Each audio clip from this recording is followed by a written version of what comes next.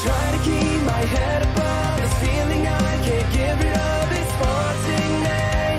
It's haunting me. I don't know what I'm reaching for. I can't see it anymore. I'm losing the fire in me. The fire in me. The fire. Hello and welcome, all you lords and ladies of fate. You have once again found yourself back in the supposedly only Twitch TTRPG stream that allows you, the viewers at home, to be able to affect the action that you see on your screen today. In order to do so, you must spend fate chips. These are loyalty points that you earn simply by being here and watching, engaging with us in chat, or just hitting that old subscribe button so you can catch back up with us when we come back. Well, for Volume 2, because tonight you have found yourself in the season finale of Volume 1 of RWBY, the Fabled campaign. Which we're going to reveal the title of Volume 1 very shortly. Again, we are playing RWBY, the unofficial TTRPG. I am Headmaster Goodevil, your headmaster for tonight's festivities. And tonight we are joined by, a decent enough amount of Team Jupapot. First, we got Merc Puppy, who is playing the part of Jack Black. I am ready to punch a ghost. You had better be. Next up, we have Felix Feltfinger playing the part of Jiminy Henson. Yike! And normally we have Tavy Trash playing the part of Pearl Featherly, but they are unable to make it this week. So we will have Pearl Featherly played by myself, and of course, all you lovely viewers at home. So, for those of you that weren't with us last week, our intrepid crew of huntsmen finally found the homestead of the missing huntsman that the mayor of Kuriuri had sent Team Jupapot out to find. However, upon their arrival, it did not take them long to discover that there had been a large fight just by the amount of grim dust that laid barren on the snow before them. Through a little bit of searching and discovery, they found their way to a storage cabin just to the north of the huntsman's home, only to find the huntsman barely clinging on to life. They were able to stint his leg so he could get up and walk. However, a Geist had different ideas. Stuck its hand through his chest, lifted him clean 10 feet into the air, dropping him and effectively killing the missing huntsman. And that, my friends, is where we find ourselves, where the Geist had just revealed itself to our team of Jupapot, where it had, after murdering the huntsman, popped out of the wall to almost taunt Team Jupapot before looking down at them, spreading its arms out, and just loud banshee scream before finding the crack in the door and zipping right out of it and disappearing back into the snow. And that is where we find ourselves tonight, ladies and gentlemen. First and foremost, before I go too far, we have someone new joining us in chat. More Oatmeal, welcome to the Lords and Ladies of Fate. We are so happy to have you here. All right. So, guys, Jack, Jiminy, you have just witnessed the just flat out murder of Kuriuri's missing huntsman right in front of you. He did not die a good death. No. and its assailant has just soared out the front of the storage cabin. Would you like to do anything about that? Are you going to give chase? Yes. Sorry, guys. Sorry, Jack. I'm Good. murderous rage. I just a blind rage at this situation. I like to step out of the way before he charges through me because I'm in the direction of the door. And meanwhile, Oh yeah, you are between me and the door. Yeah. both Pearl and Jack are blocking the door currently, but Pearl's just looking around like, gang, what was that? I'll tell you what that is. We're gonna have to fight a Dementor. It's dead, is what it A is. Dementor. Whipping out. Oh, I don't know that they cover these at Beacon, but I'll give it my all. So with that, Pearl's actually going to be the first to exit and begin scouting. I don't say anything. Mm. I choose to follow her. Can she do her ice trick, or does that actually cost her energy? It does cost aura to. Okay. Yep. Never mind. Jiminy, where would you like to move to? Through a bunch of people right now. Mhm. Yeah. So what? I mean, it just left straight out of the building. Jack had left a crack in the door, just to be able to see outside, make sure nothing was approaching. However, the Geist did see his little opportunity to be able to easily escape. Okay, I but can't it help went. but feel like you're making it sound like it's my fault it escaped. Yeah, somehow it killed a huntsman, but we're on the hook for that. Okay. Yeah, at whatever accounts for my full speed, at running speed, I want to dash essentially out to here, I think. 1, 2, 3, 4, 5. Or as far as I can get in a straight line. Right there. Yeah. If you want to go ahead and move me, it's okay. It's sometimes hard for me to do that. All right, I got you. Because you know where I am. You know how I like it. All right, Jiminy. Now that you've moved out a little to the side of the cabin, why don't you roll me a detection check? So this is going to be 2d10. Add your perception and discipline. By the way, I feel more perceptive now. Congratulations. By the way, I am more perceptive. You may have noticed my abs glisten even more. Let me see. What is it? It was discipline and perception. Yes, I sir. thought something was different about you. Something was different. Okay, let me get my. I have more willpower. You are now. You got to put it to use. You're now able to be in the Lantern Corps, is what I'm hearing. Do you hear that, chat? I'm a lantern Green now. You're a green one. I almost feel like we've leveled up off camera. Yes. All right. Threw some dice. All right. Jiminy, very close to you, but you cannot currently ascertain the exact direction as the sound is echoing throughout the forest, but you hear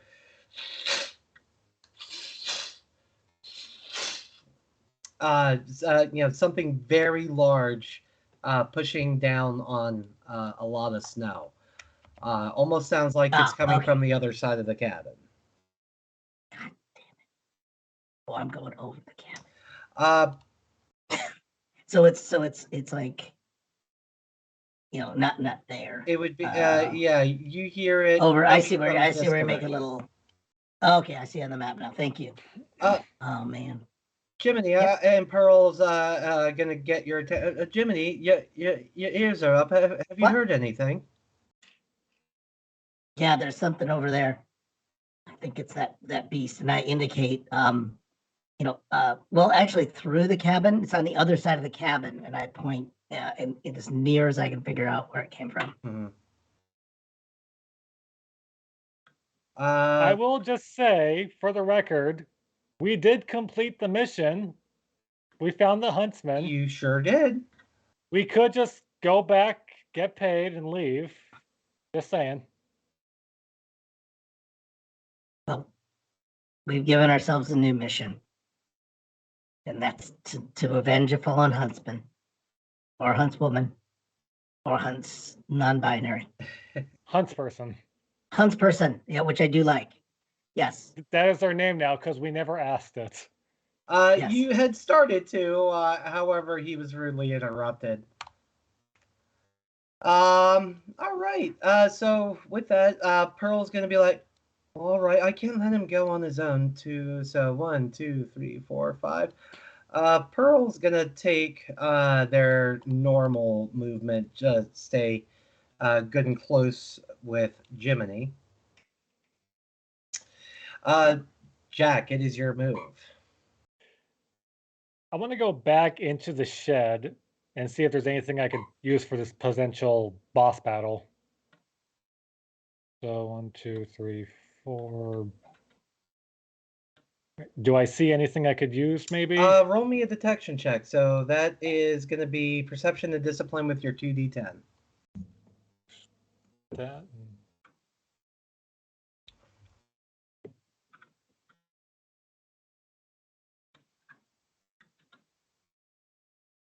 Okay, yeah. Rummaging through some of the huntsman supplies, you find a small little foot locker and flip it open to find mostly empty vials. However, you notice one with a distinctive red glow to it. So if you want to pick it up and add it to your inventory, that is a vial of fire dust that you got. I would like to. Well, that would be handy. Right next to the broken kite. I'm suspecting you may get more use out of one than the other. All right. You think it likes kites? We have no idea. Well, It may be a pissed off imam. It may be a pissed off imam. You hear it again, Felix, and this time, Pearl's close enough that they hear it too. Did you hear it? Gang. Okay, they hear it. And she turns and looks with what can only be described as the color has left her face. Gang, I don't think we're gonna like what comes around that corner. Okay, I'm gonna I didn't make it clear. I when I ran, I was hoping to just pull Frank and Jim out as I was running. If that's okay to retcon that. Oh yeah, that's fine. You got okay, and then I'm gonna ask Pearl. Wait, where is he going? Oh, I don't know, Jack. Don't worry about it. Oh no, I mean, where's he going? I mean, you can say trust him or whatever, you know. Because I don't. He clearly didn't run away. No, he ran back into the storage shed. Jack, don't mind me. Hurry! It's coming, whatever it is. Busy looting. Busy looting. Popped open the crate. This is hardly the time. This is the perfect time. No one can stop me. They're dead. You're not my mom.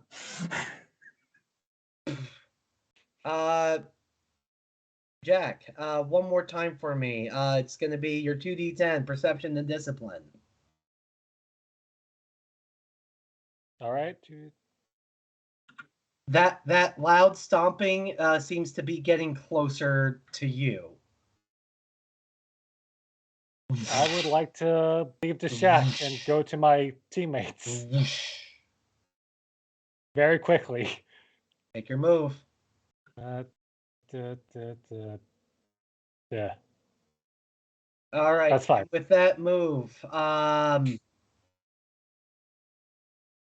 Jack, you're still coming out of the door.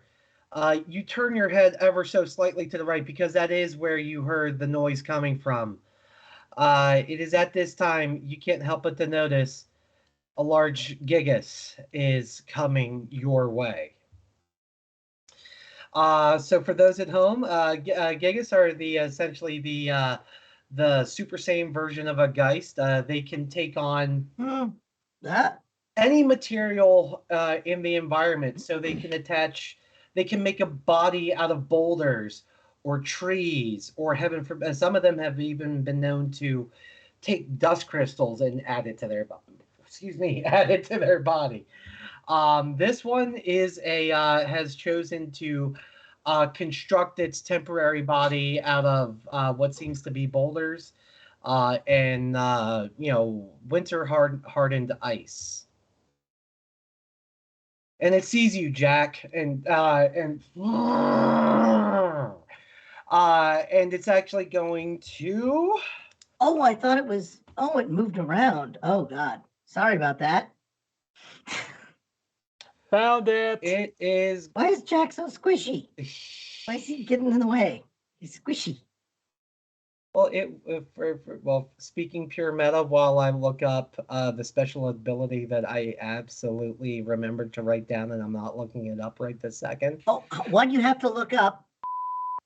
You in the as a special ability. That's what it's gonna do. We're not caring. Let's see. And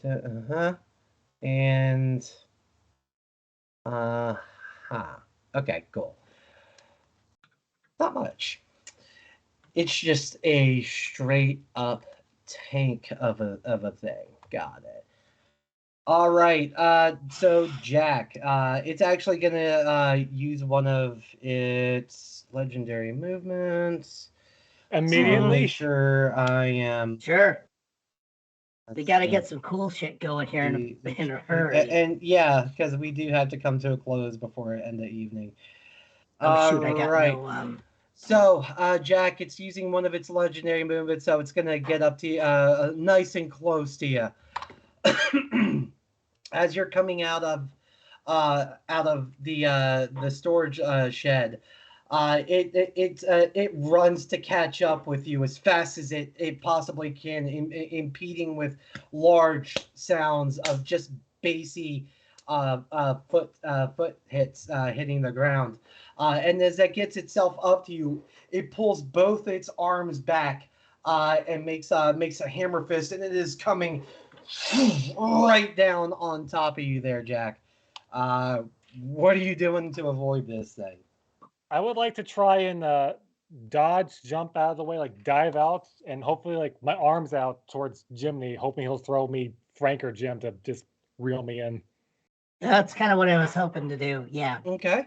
So Jiminy, it's not my turn. If you're gonna assist, let's go ahead and knock that out first.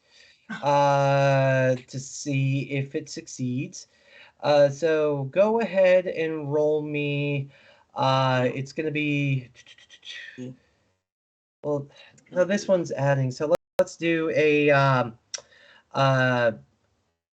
It's gonna be. It's gonna be 2d10. Add your perception and your agility. Damn it. I wanted strength and will. I just wanted to knock you on the head. Okay, strength and agility. All right, so that's... I'm sorry. I apologize. Hold on. Agility and perception, right? Give me a second. I just need my numbers. So what's your modifier? It's okay. Yeah. Disable that. So no. Yes. So it's 11 plus 5. So it's the same roll. All right. Well, either way, it's. Oh wait, that wasn't yours. That's Merck's. I'm dumb. Well, either way, Merck's is down there. Yeah. Either one would have succeeded. So as it's coming down on you, Jack, you just. It's almost as if your life is flashing in front of you. That old trope, and everything is going in slow motion, which is handy, because you see. A tiny hand scythe start to flip past you, and the rope following behind it. So, what would you like to do with that? As I hate everything I'm seeing flash before my eyes, aside from the rope, I grab it. And so you're gonna try to dodge out of the way with Jiminy now pulling the rope taut to assist your momentum. First and foremost, nice teamwork. That's gonna add yourselves a rule of cool. And Jack, you are going to roll. I believe it's the exact same thing we just had. So that's going to be a grand total of 5d10. Add your agility and perception.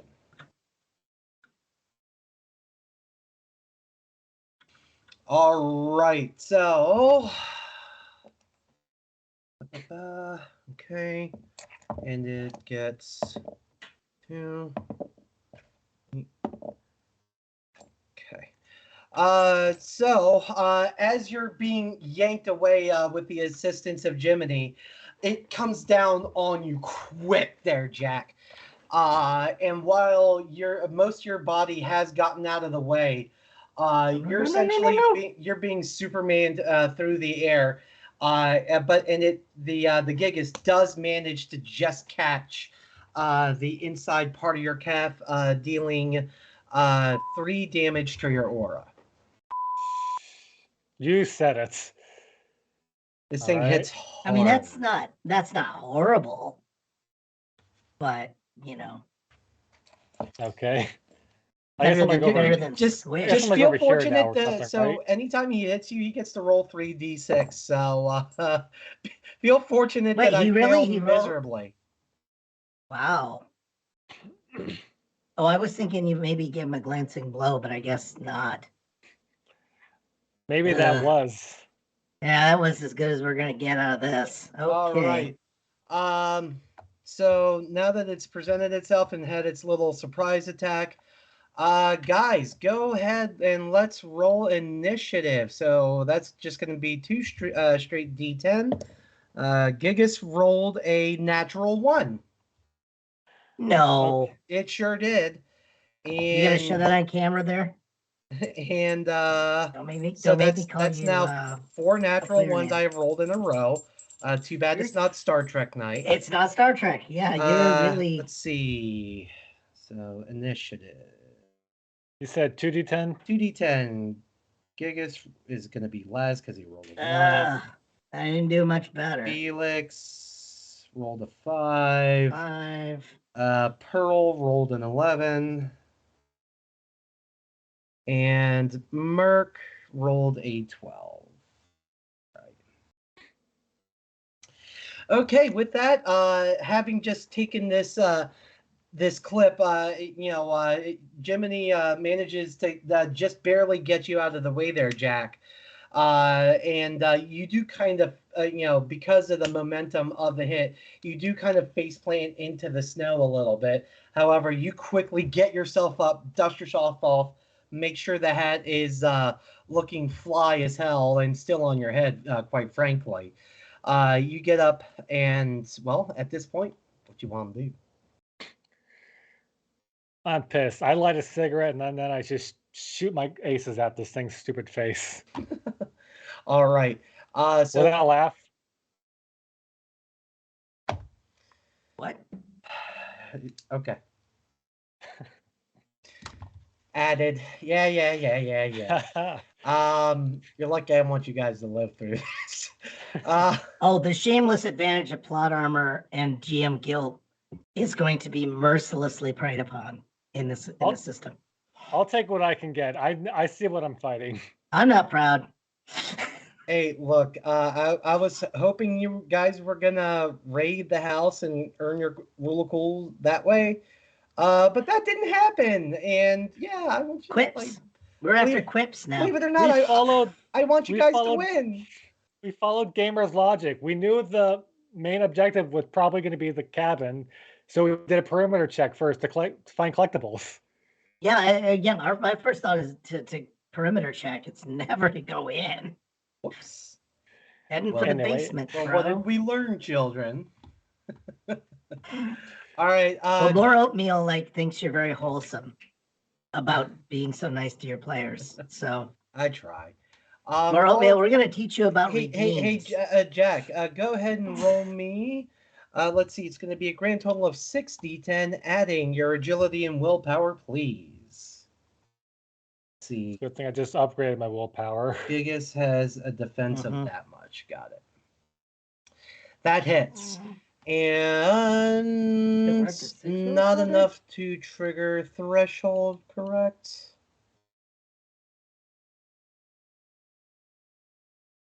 Okay, so go ahead and roll me. That's going to be 6d6 for damage.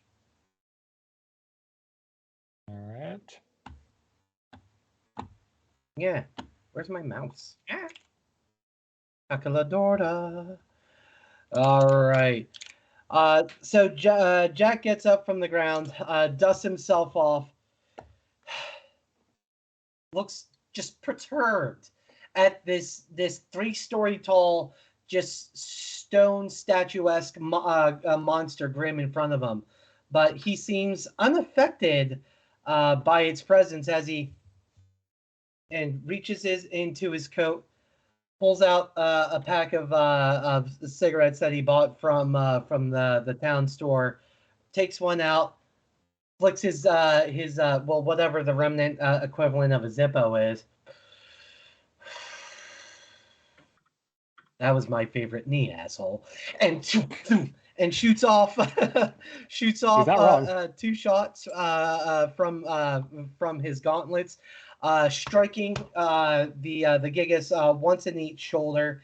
However, it just looks at it and just looks like like if you could tell if a statue was like, was that supposed to do something? Statue saying, was that supposed to do something?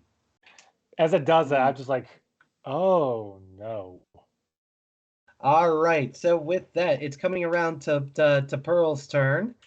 So they are going to, let's see, we're gonna. Oh, I'm sorry, Jack. Is there anything else that you'd like to do before we end your turn? You'd like to move or bonus action of any sort? Can't really think of any bonus action I could do. So I guess I'll probably move a little bit over yonder, try to get a little distance. All right. So now that you got some distance, Pearl's actually going to take a step back, 2, 3, 4, 5, and they are able to make it over here, kind of in between the trees.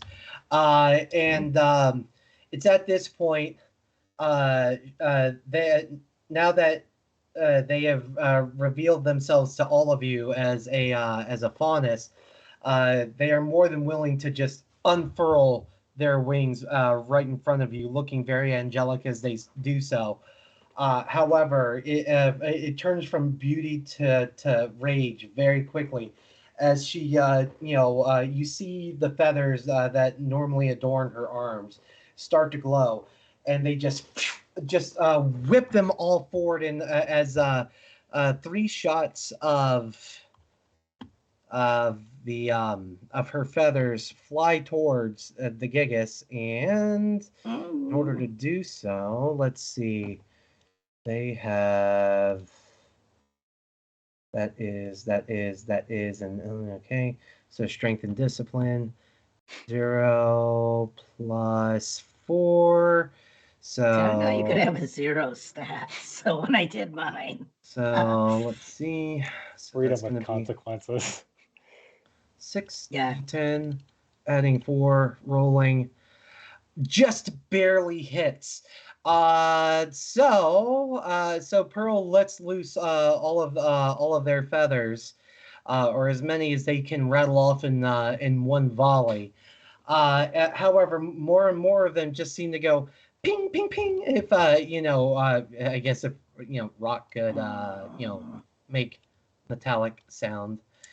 And dealing 18 damage to the Gigas. Reducing it down to that. All right.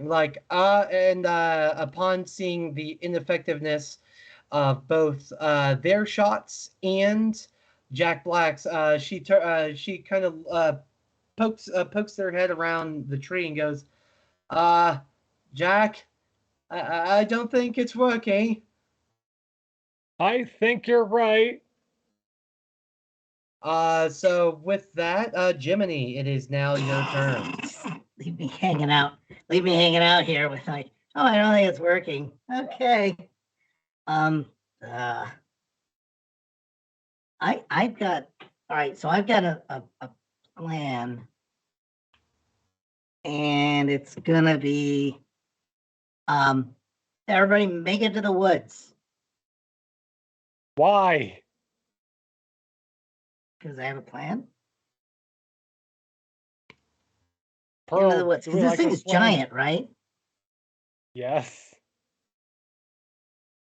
Mhm. Okay. Yeah. Now I'm just gonna say, run to the woods. I've got Look an at idea. how many squares it's taken up. Yeah, think of a lot of squares. That's life size. Yeah, so I have a plan. I don't know if it's a good one. Well, and Pearl perks up. Well, would you care to share before we commit to it? We're gonna yell across on this. I'm gonna tangle up in the trees. It can easily knock him down with its big rock fists. Not all of them. Jiminy, Big trees. I'm gonna go meta and give you this one. Through your time at the academy, you would know that for Gigas, foliage is not an inhibitor to it. It does just essentially serve like mankind on the Amazon, just knocks it all down without a second thought.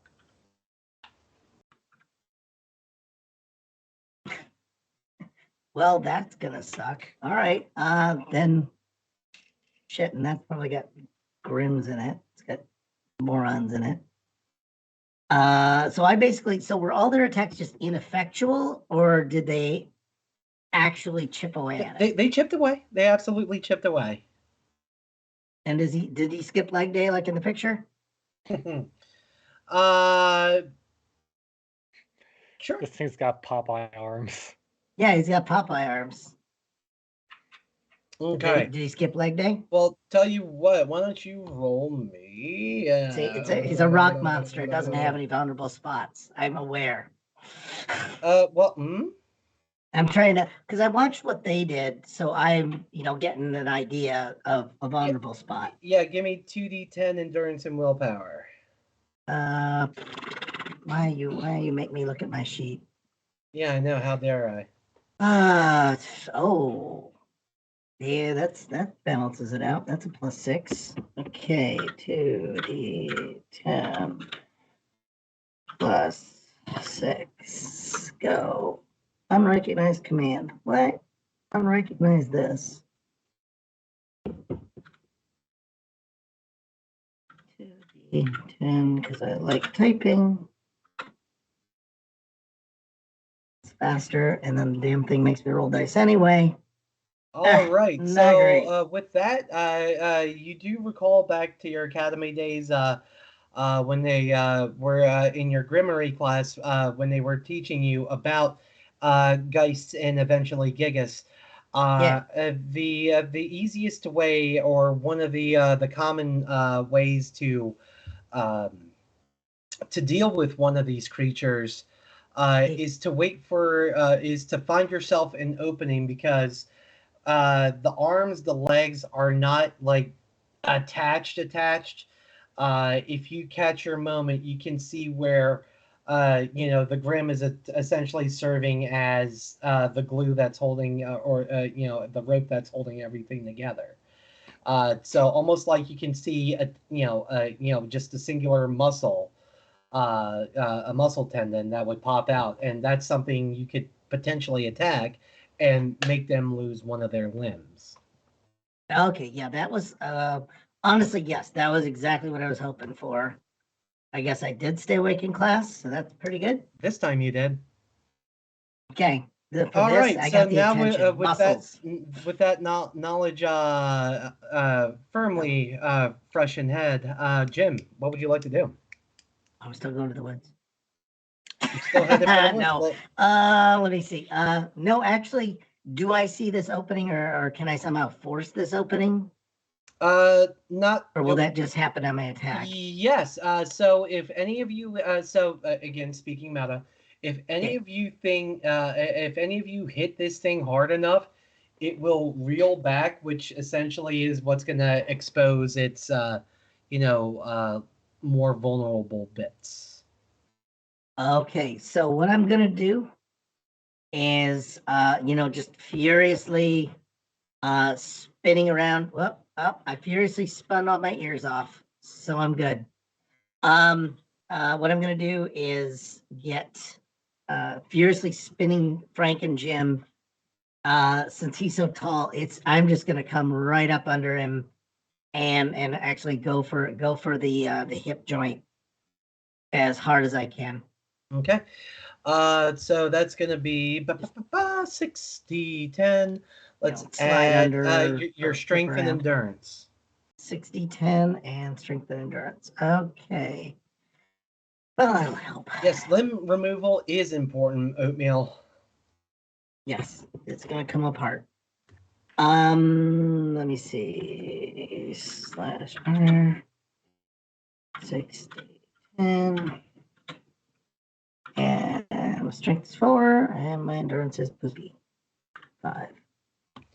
Okay. Need to reduce Pearl. Oh crap. That's a lot, but none of them are good. Okay. Oh, that was rotten. That just barely hits. So go ahead and roll me 6 d6 for your damage. DM is being really nice, folks. He needs beer in the chat. I don't know what you can do to give him beer in the chat. Okay, that's a nice little clatter. That's a pretty decent hit. All right. Minus D for diploma. Okay. We give him beer and he loses his background. Yes. So that being said, Jiminy, you and I'm gonna try to multitask and fix that at the same time. So Jiminy starts a rapid whirl on Frank and Jim going. I'm sorry, did you say that you were sliding underneath? I was gonna do the typical slide under and just try and just hook everything I could into that hip. Okay. And just rip him down. So as you're sliding underneath, you let loose Frank and Jim, catching the gigas, like right on the inside part, like what would be the inside part of your thighs. And as you complete your slide and come out and up on the other side, you start pulling back with all of your might. It does, however, maintain its position. However, it is currently grappled, is what that's called. Oh, once again, I did that. Oops. Yeah. So, grappled is not a great situation. Well, it's grappled. You're not grappled. It's not like the that King Taijitsu that wrapped you up. So. Okay, that was kind of snuggly. But I get it.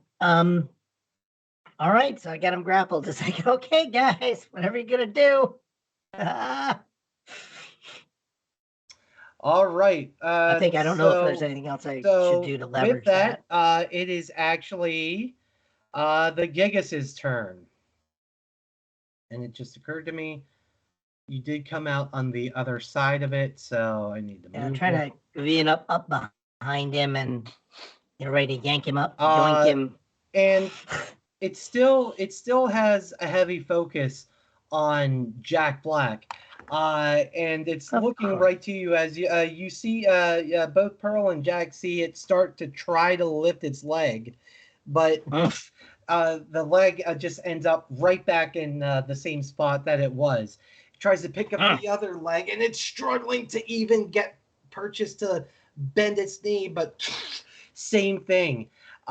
So it looks down and sees the two scythe that are hooked into its legs, and just it just comes straight down and just smashes down on your weapons. Oop.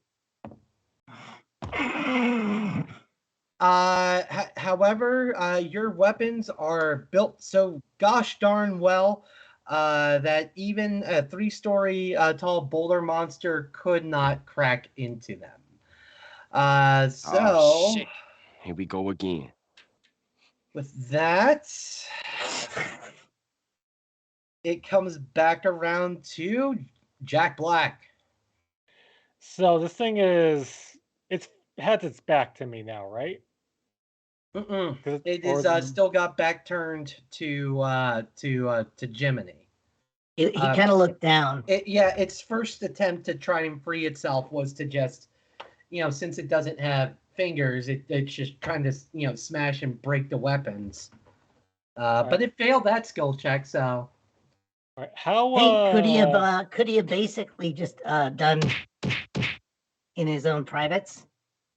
He could have, but I was hoping for that. It wasn't that low of a skill check. Damn. How tall is this cabin that we're got over here? The cabin comes up to about the upper chest of the Gigas. The Gigas is absolutely taller than the cabin. Okay, I have a plan. I look over at Pearl and I shout, "Oh, hang on." I got it. Okay. I just shout, "I have an idea. Buy me some time." And I rush off towards the cabin to try to climb it, I guess. All right, so let's see. There's here. actually a skill check for that. Cool. Awesome. So 2d10, agility and endurance.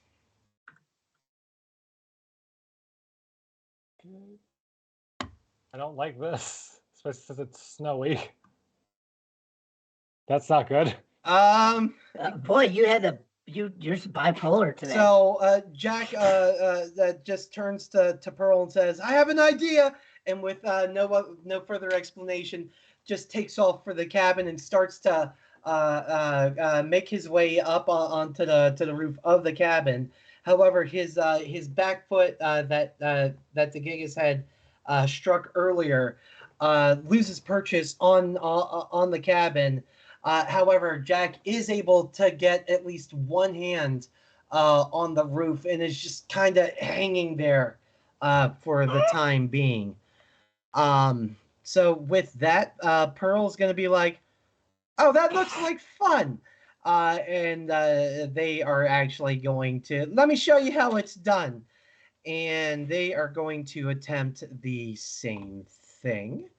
So I was thinking she'd say they'd. Yeah. This is not like climbing a tree. Agility and I like the idea that they'd really say, "This is what happens when men think." Agility, they always get ideas. Jiminy, hold it for us.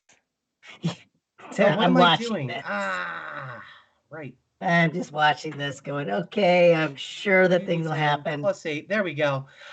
So in stark contrast to Jack's attempt to make his way to the roof of the cabin, Pearl makes it look very easy. And it's gonna look like you're inside the cabin, but I promise you're on top of it. But Pearl makes very easily makes their way to the top of the cabin, and comes shoulder to face with the Gigas. So that's their move, and they're also going to attack very much the same way. This time, they're gonna just pull 2 more feathers off, and just since their previous shots kind of just looked like they ineffectively bounced off, just 2 more shots, but it's going to aim for the face this time. And let's see, so that's going to be 6d10. That's their willpower and discipline, which is +6. or sorry, 6d10, 6d10. There we go. And bup, bup, bup. D6s, dealing 21 damage. Right. So, okay. All right. So, noticing that again that some of these effects, the shots look ineffectual. Pearl takes very close aim now that they're nice and close to the face of the Gigas, and whips off 2 shots of their feathers, and both of them actually stick in the monster's face, and it actually tumbles backwards just a little bit, crashing through the walls of the storage cabin. However, as it does so, the stumbling does manage to just kind of cause your weapons to come dislodged from it there, Gemini. So it is no longer He's got out of his grapple. yeah. All right, but Okay. speaking of which, it is currently your turn, Felix. Okay. This thing's reeling backwards, and keep things going. You do see, one of those tendons on its, that would be its right leg. Okay. That'll be me. That'll be me bonking it. Let me see. All right. So our Frank and Jim they're both free. They're not encumbered or anything. I Correct. can use them easily. Okay, freely. All right. Didn't need a reset weapon action. Thank you for that. Thank you for not making me do that. I know. You're a cool guy. Let me see. Okay, so see the tendon? Absolutely no laser focus on this because he stumbled back into the cabin. Yeah, I'm gonna just try and dash under the arm, which I can see has an engraving on it. Apparently, It does. You can't help but to notice as you're dashing into this monster, it says like rock. yeah, It's got rock engraved into its right arm. raw. And being the corgi faunus that you are, your head does do a little tilt and turn to the other arm, where you notice it has a hard place engraved on it. It has tattoos. Carving. I'm going. Potato, He's potato. carving here. He's carving. Jiminy, what are you doing? I am sliding under as best I can. My go-to move. Just taking both Frank and Jim. Just an overhead. A run under overhead chop as best I can, or else and just try and dig into that tendon Okay. and So yank let's down with go- all my strength. Got you. So go ahead and Yeah. roll me. It's going to be 6d10. Add your strength and endurance, please. Mm-hmm. Mm-hmm. How do I roll what I just rolled?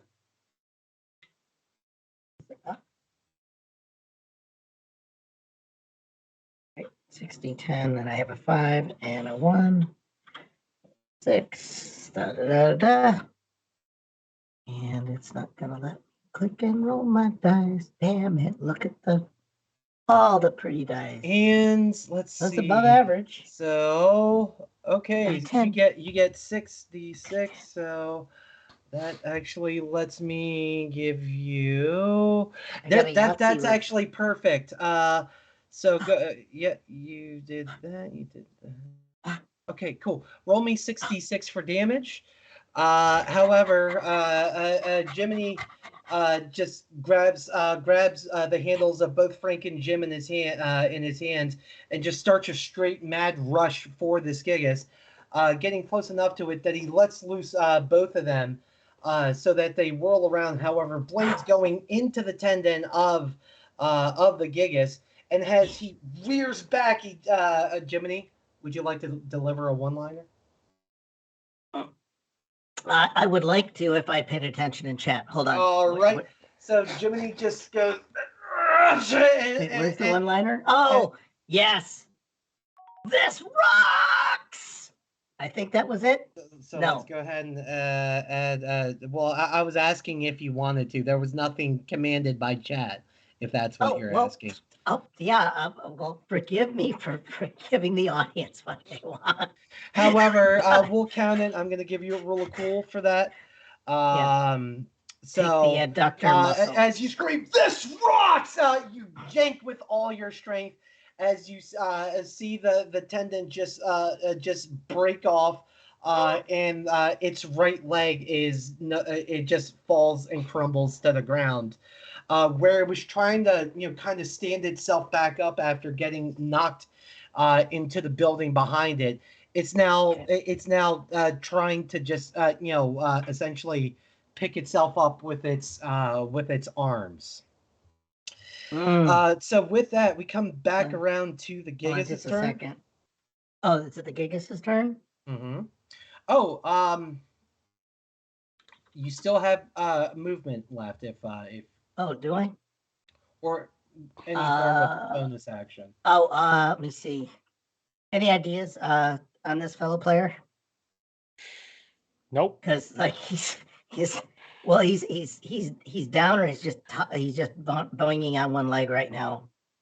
Well, I don't know if you can maybe trip it up or something. That's my next thought. As a bonus action, shoot. Honestly, as a bonus action, I'm gonna. Can I do movement? I take it. Movement, yeah. Just not any attacks. No attacks. What I'm, correct. Okay. I want to get essentially in front of it and try and get it kind of looking at me and not the people on the roof. I appreciate that because that's detrimental to my plan. It's not looking at me. All right. So on his turn, he's going to do this.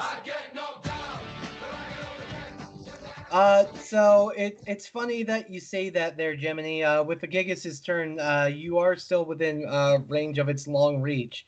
Yeah. It's able to kind of balance it as it gets up on its arms. It's able to kind of quasi balance itself on the one leg, just enough to it's kind of holding on. It's got one arm balancing itself on what's left of the building it just destroyed. However, it's going to rear back with its left arm and just try to come straight down on top of you. Just looking up. Ouch time. So how are you, what are you doing to try and avoid this thing? I am. Well, if I can see where the arm is sailing, I actually want to run into him. Run toward him, because he's coming down. I think that I can get under his swing if it's like just this big, crane kind of move. It's a large arc.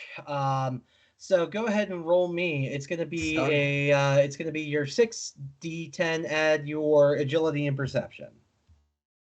Oh, I just did up that, so by 1. Action per. Oh man, I have too many windows. Perception 2. Agility 5. Okay, that's not my worst day.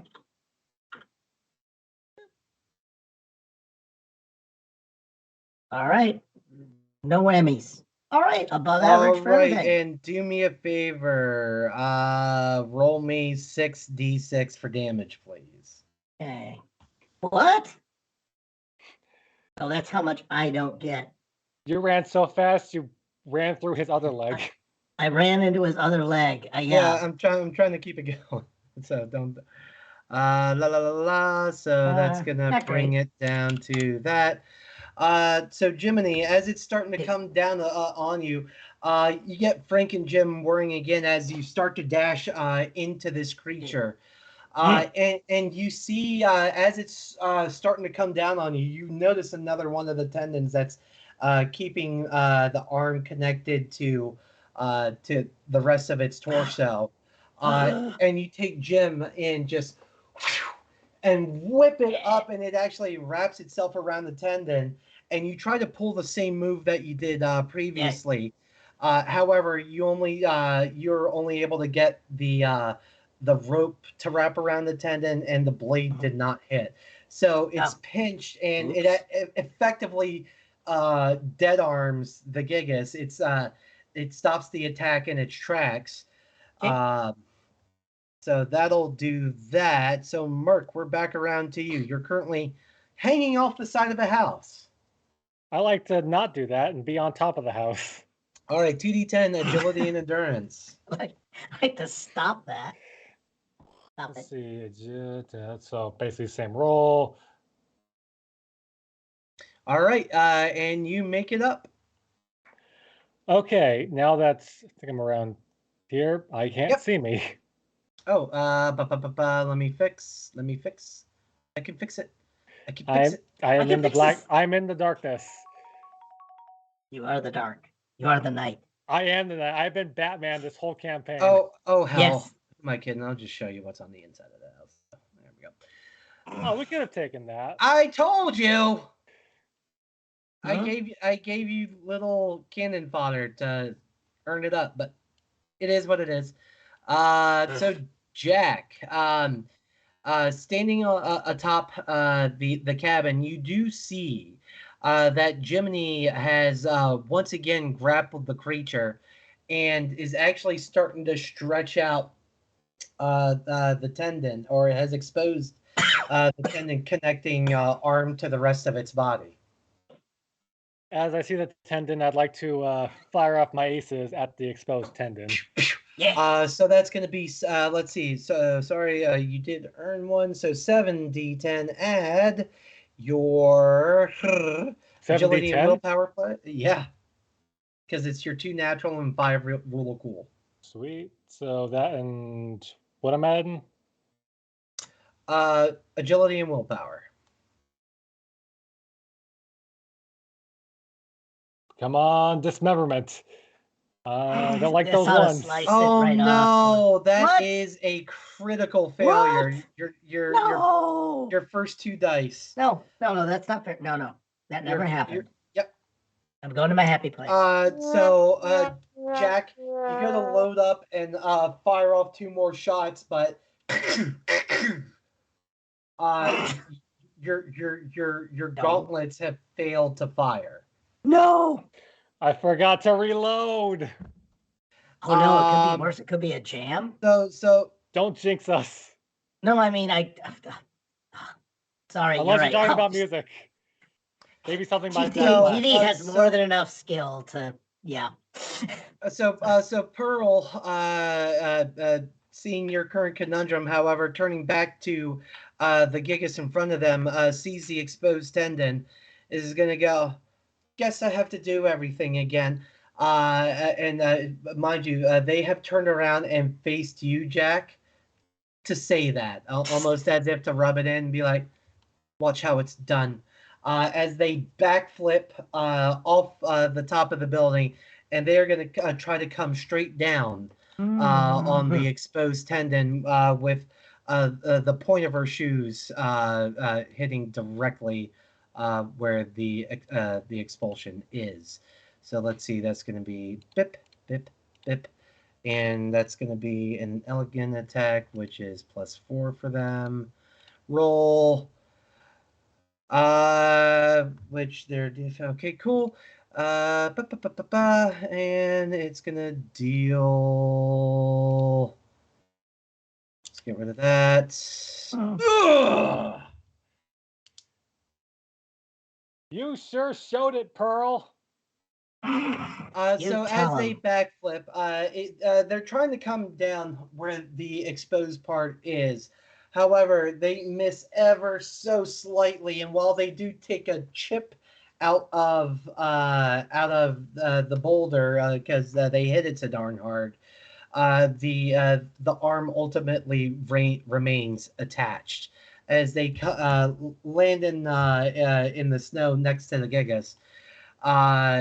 They hear that thanks for showing us how to do it, Pearl, or however you said it there, Jack. He goes, well, at least I know how to reload my weapon. Oh, wait. So with that, Felix, we're back around to you. Even when she's Oh, not God. here, she's nagging me. So this arm just kind of drops to the ground in front of me, right? No, it hasn't been detached yet. What? Oh, They missed. They Wait, missed. what? They were going for the tendon that was right there, but got just to the left of it. So they ended up hitting right here, and just Well, chipping that's- chip some rock off. Oh, okay. I thought they. Okay. It's so I'm still attached to the thing. Yep. So So if you so that's yeah, it. it's time. If you just want to give it a pull, I'll let you just roll straight give it a damage for tugger. that. Let's give it All a right. tugger. So go ahead and roll me 7d6, please. Yeah.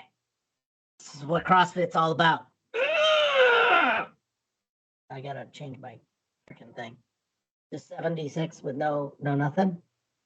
No, nothing. This is a straight damage attack. Oh, 76. I apologize. Yeah, you're just I was rolling so- I damage was so- because I was, you already have it grappled, so you're just using your you're just giving Frank and Jim a pull. Yeah, give them both. That's in the TV show that not allowed on God Pure Flicks. Okay, there we go. Even the dice on the tabletop like are halfway. So down to 9, down to that. So as you're pulling more and more taut, you actually feel the line go flat because you have effectively cut off its left arm and as it's the large boulder that it had chosen to use as its arm comes crashing down in front of you. Oh, crap. So with that, the Giga, it's back around to the Gigas's turn, and it's struggling. It's trying to push up and kind of do this weird thing where it's balanced, and it's actually gonna search around, and you see a spectral arm start to grow from where you just removed the one, or actually no, where the leg had been removed, and it's actually going to reach out and try and grab and reattach the detached leg back to itself. We're going to say it needs to roll a 15 or higher to do so. Natural 1. What? Why aren't we playing Star Trek tonight? Yes, you need to play Star Trek more. So it tries to do so, and you actually start to see the boulder that it used for its legs start to reattach, and it stands itself up and goes to set its weight down on its reattached leg, but that leg just goes away, and it almost comedically falls flat on its face, so it is currently prone. So with that, Merc, we are back around to you. This Gigas is missing an arm and a leg and face first in the snow. What would you like to do? Well, I was thinking about originally just throwing my fire dust at it, just make a whole firebomb on it, but I kind of want to. Well, it's like a. Would that even work against a rock? I mean, it basically be like a grenade, or at least a Molotov. No. I'm right here. No worries. But this thing is looking pathetic right now. So, do I see Right any now. other, any limbs or tendons at the moment? Not currently. Hmm. You'd have to get a little closer. Would he have school knowledge? I mean, about he's observed what you've done and has followed suit. Okay. I like to move up here. Maybe I'll have a better look. Mm-hmm. You see, you got a very slim place where you can fit a card in on its opposing arm. It's a gamble to think I would have another chance, a better chance to use that fire dust, but I'm gonna throw my cards at it. All right, so that's going to be 7d10. Add your agility and willpower. Okay, come on, no failure. Not a So, failure. that's a good one. That's a really good one. So plus 50. That actually okay. Plus that. Okay. Roll me 7d6 for damage. Add 10 to it. At 10. Add 10. D6 at 10. And how many did you say I roll? 7d6. 7d6 at 10. Okay. So Jack, walking up, as you walk up to the edge of the roof, to get a better sight of the Gigas, you kind of clack your gauntlets back together, and you hear the familiar sound of, both of them have loaded in as you were hoping they were the first time, and. It's almost kind of cool. You see a little red dot sight flip up, and as you kind of sight in, you see a very slim opening where you can fit your aces in. You let off both shots, and both of them go right in that teeny tiniest of cracks that separates shoulder from the rest of its body, and the arm that was trying to push itself off the ground, or to not be face planted in the snow, you just see both your cards go back in, and as it goes face first right back into said snow. It is, however, with this, you have rendered it ineffective. Technically, the Giga still has a large pool of health left. However, it is currently unable to defend itself. So you see where you had thought the face was on the other side. However, Jack, with where you're standing, you see the face appear on where its back was. And you see the Geist that had once controlled this just mech armor of Boulder just start to shoot out, and it's going to try to escape. However, it's not going to get a movement out of it. Let's see. Let me just correct the map real quick, because it's no longer that guy there. He's back down to his little soft boy form.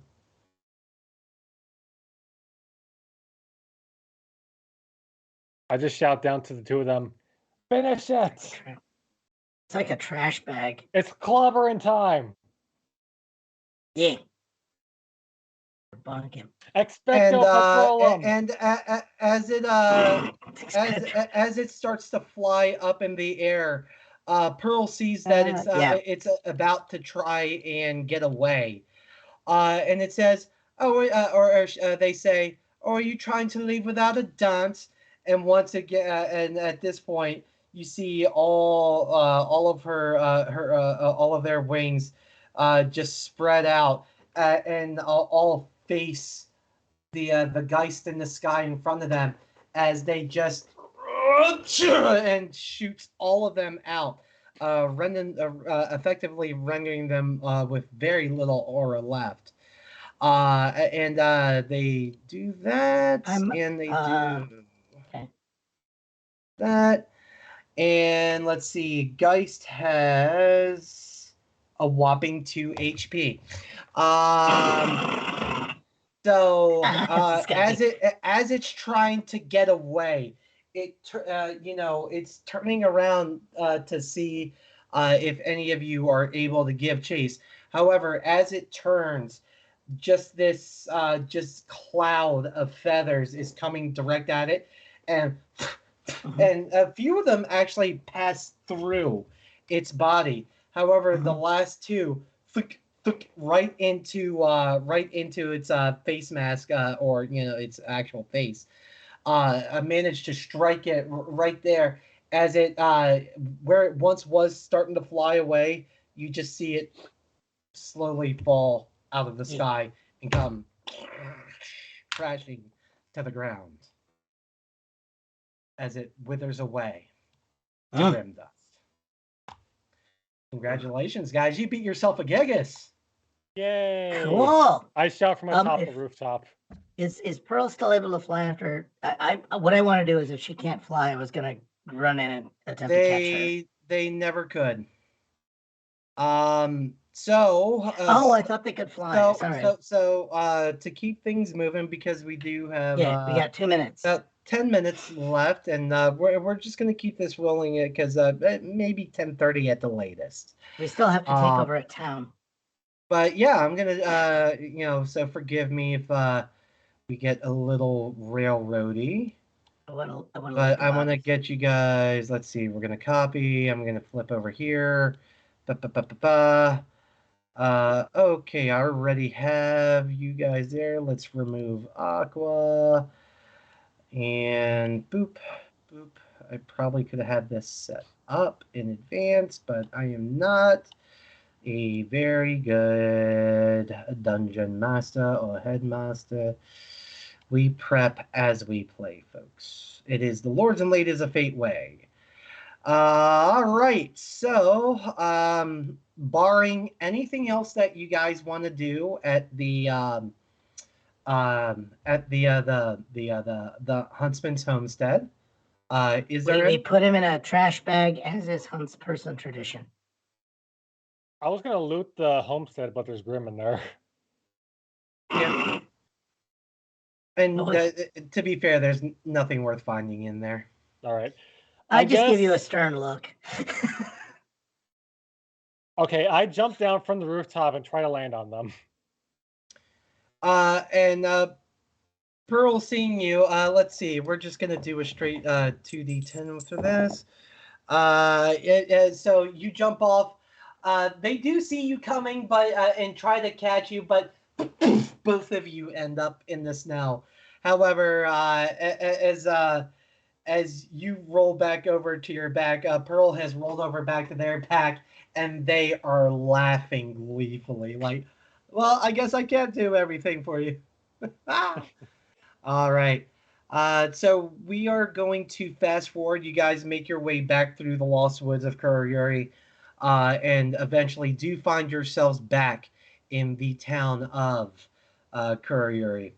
As you are walking into the town,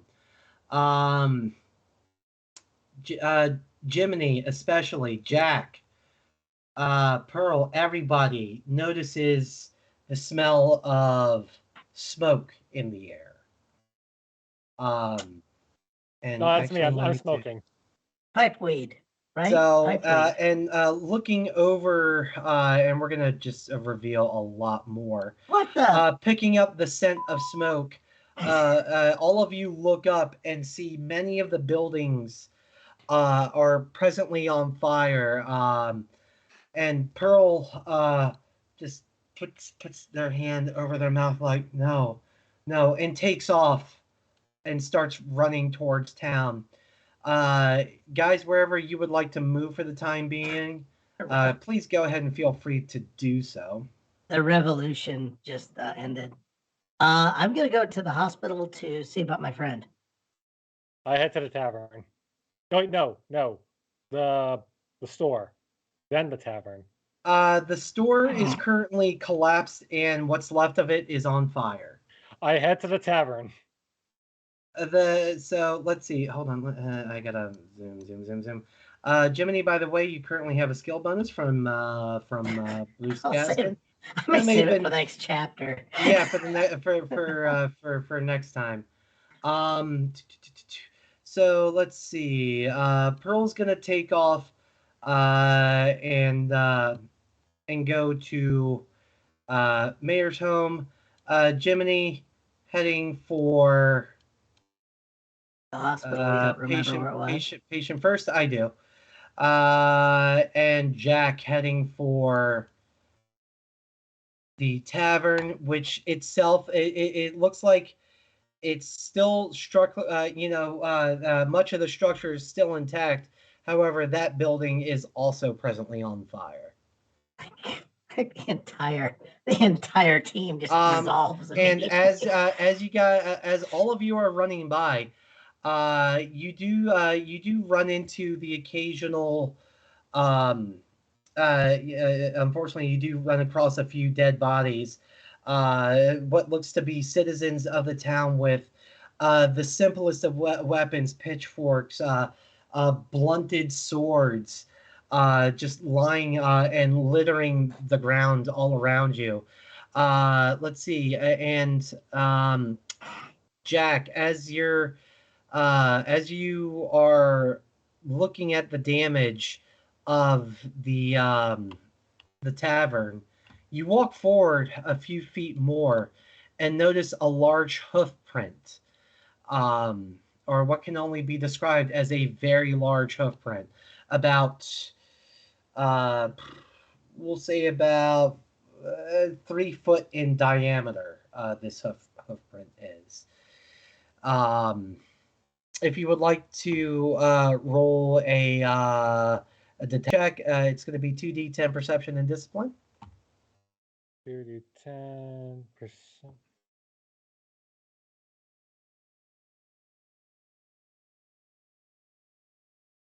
We're going back to the academy days. So Jack, it looks like you stayed awake for this class too.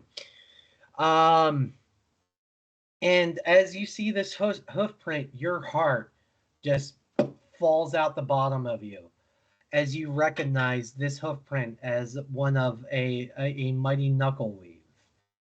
And it's not hard to put together that that's what caused the damage in Kurayuri. And do me a favor one more time. Let's see, reveal. Roll me that same check. So actually, tell you what, we're going to give this one to Pearl, because they have made it to the pretty much almost the same intersection as you, and she just she once again, she hasn't or they haven't taken their hand off their mouth.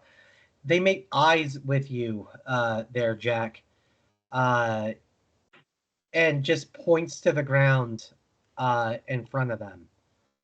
And as you look down, you see the mangled and charred body of what is left of Mayor Grungus. Oh, that was the skeleton guy. Yeah, chewing a bit broken up. For meta purposes, Buzz Killington hauled ass. So shocking. So he can return. We'll find a note somewhere. He'll return for volume 2. So Pearl is going to roll a detection check. Rolling that and a modifier. So they hear just distant crying from the direction of the bridge, very close to all of you. Hearing and yes, Bruce Gaskin, Mayor Gurungus, yes. Hearing the possibility of finding anyone left to potentially save, Pearl takes off in the direction of the bridge. And she goes, "You guys, I found survivors!" I'd like to rush off in her direction too. All right. So Jack's going to join. Jiminy, you, however, do go into the town clinic to try and find your friend. Oh no, I'm blanking on his name. It was my friend.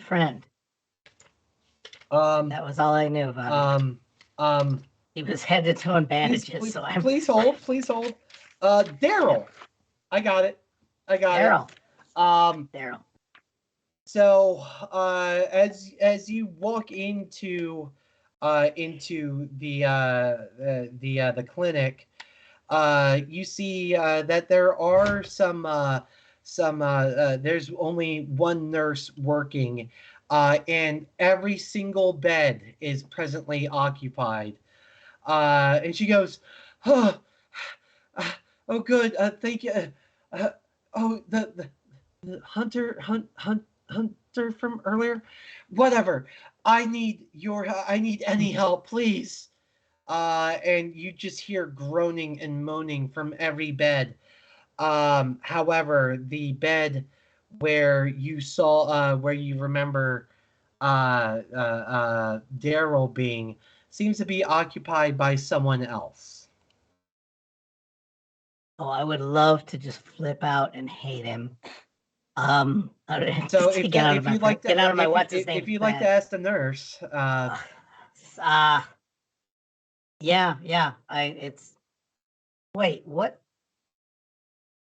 happened to Daryl? Did he get better? Did you transfer him out? oh, hun, yes, he's one of the lucky ones. He was on the last airship out before all of this happened. We transferred Right. we transferred him to Atlas.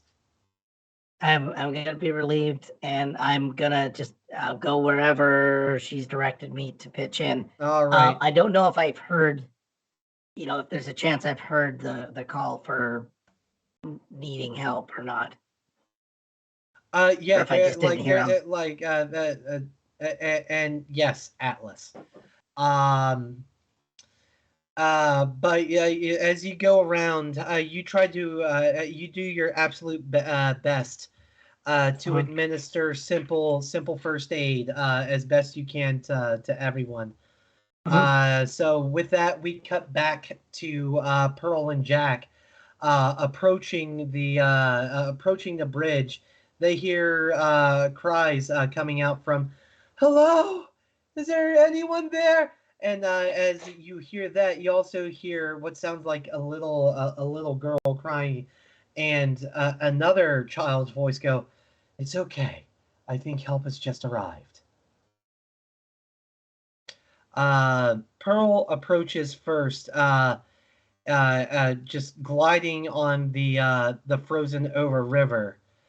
Jack, you come up on the other side where you see a few remaining townspeople.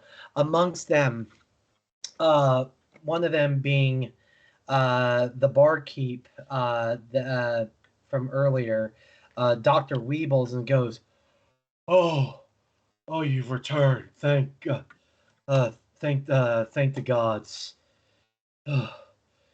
There was a very large grim attack almost immediately after all of you left. I grabbed who I could, which ultimately was just, unfortunately, these two children here." And Jack, you look over and see that he's got, excuse me, two kids that he's trying to keep protected underneath this bridge. One of them, a young boy adorned in mostly white with green trim, medium black hair with a pink stripe in it. And the little girl crying next to him, a little bit longer hair and bit of a redhead, dressed in tattered clothing. He goes, "Come on, kids. I think it's hopefully safe." And he turns to you, Jack. Was there anything left when you all came into town? Not much worth saving. Oh, gosh. Oh, come on, children. And as they're walking past, the boy just passes you by, and following Dr. Weebs. However, the little girl stops for a second in front of you, Jack, and picks her head up and looks at you with her watery blue eyes and just hugs around your waist and just squeezes so hard, dealing 2 damage to your aura. God damn it! I was gonna comfort her. And you get, but she's a strong one, but but this is her way of being appreciative. Can I try to pat her on the head, try to ease her grip? As you pat her on the head, she presses her head in a little tighter and looks up at you again. Just thank you for saving us, Mister. And she turns and runs to join Dr. Weebles and her friend. As Doc Weebs joins you guys, and you tend to follow, and you follow along. If only these are the only survivors that you have currently found, you want to make sure they stay safe. Pearl actually notices that the huntsman board, while disheveled, is still functional. And they go, huh. Oh, this kind of seems moot at this point, but I suppose wherever we're going, we're gonna need Leanne to get there. And she loads up the huntsman board, types in JJPT, and checks off mission complete. Jack, Jiminy, both of you get notifications on your scrolls. And when you open the message, you see a message from the Bank of Remnant, and it says 2,666 Leanne deposited into your account. Hot damn, we got paid. And as it happens, Pearl hits decline on theirs. So if you both would like, add 4,000 Leanne to your respective inventories. Don't mind if I do. So with that, Dr. And Jiminy, you've rendered all the assistance that you could. You do join the crew back at the center of town along with Doc Weaves and goes, well, eventually, and it's actually at this point you hear the low rumbling of an airship coming in, and it puts its spotlight directly on top of you guys. And as it lands, a few Atlesian knights emerge and go, and in their robotic voice go, citizens, please feel free to board the ship for evacuation. Citizens, please feel free to board the ship for evacuation. And they just continue to repeat the same message every 30 seconds. Meanwhile, another airship has landed towards the south side of town. This one you recognize as one that would hail from Beacon. Has also landed, and a few huntsmen pop out. One of them, with his hair slicked back, and approaches you guys and like, well, it seems like I'm on rescue duty. Any of you guys want to come back with me to Beacon?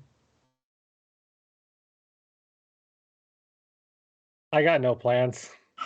He turns to Pearl and like, if I recall correctly, you and Ice Queen used to get along back in the day. And Pearl replies, yeah, but I think it best that I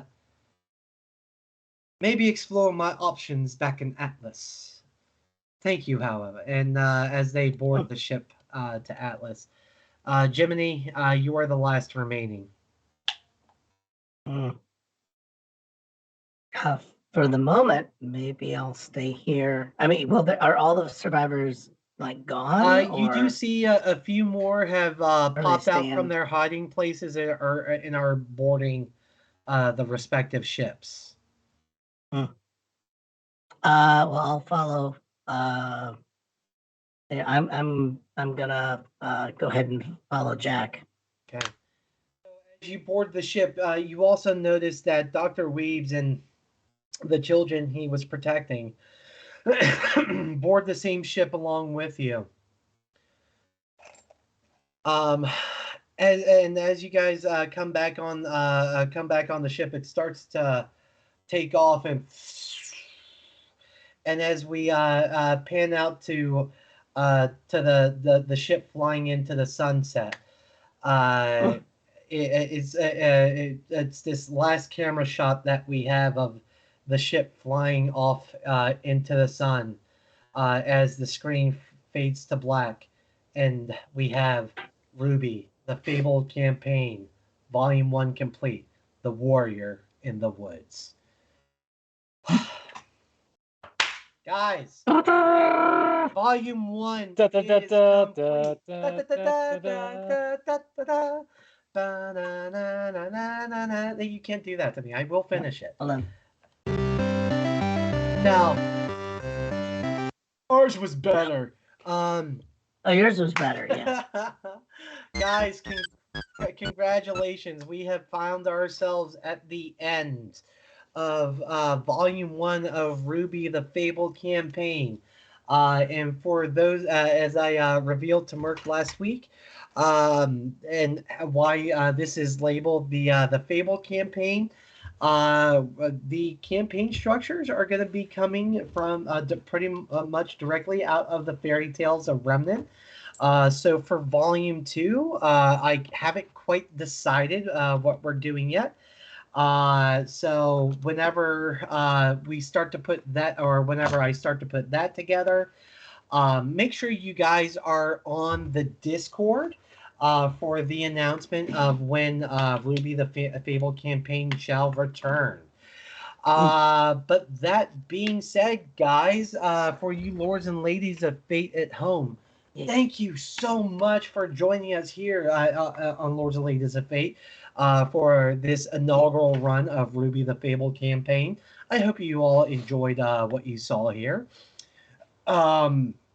So coming up over the next week on Lords and Ladies of Fate, come tomorrow, I believe we are doing Star Wars.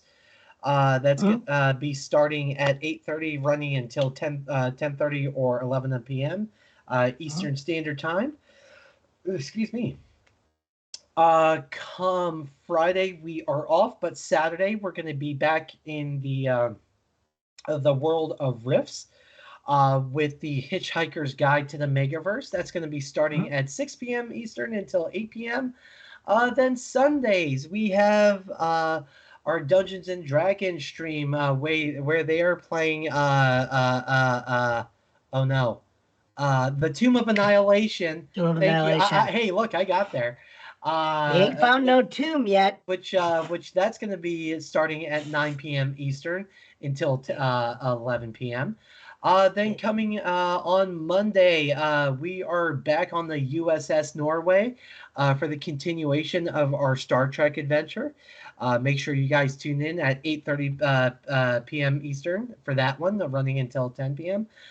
Tuesdays, we have our newest addition to Lords and Ladies of Fate, the Conan campaign. That'll be starting at 6 p.m. Eastern, running until 8. And then as far as next week, we're going to probably be doing a session 0 for what's coming next on Wednesdays, the Curse of Strahd. So we're going to effectively have 2 Dungeons & Dragons streams. So whoop whoop. But that's going to be a private session 0. So we are going to have something in place for you guys to watch, either we're going to try at least. So either maybe a tabletop simulator or Jackbox. Make sure you stay tuned to the Discord for updates on that. But aside from that, guys, the only thing I have not mentioned yet, and I have been absolutely horrible in doing this, as we outro, the song we have been using for the intro and the outro for RWBY, the Fable campaign, is called Disconnected. It is by an artist called Alestri. And admittedly, I found by doing a search for non-copyrighted music, and that one popped up, and it just fit this campaign so well. I was just like, yes, this one. So if you like what you heard on the intro and the outro, make sure you find them on Spotify and toss them a little follow there. But aside from that, guys, we are out for Volume 1 of RWBY or Volume 1 of RWBY the Fabled campaign. Until Volume 2, stay good, hunters.